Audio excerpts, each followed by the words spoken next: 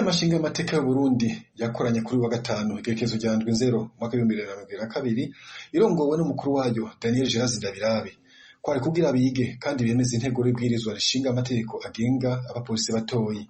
Umushikiranganji ajejwe ivy'umutekano Gervais Ndirakobuca niwe yamutumire kugira atange umuco ku ngingo zimwe zimwe zigize iyo nteguro y'ibwirizwa. Inyuma yo gutosora utunenge abashinga amateka bace bemeza iyo nteguro y'iryo bwirizwa 100%.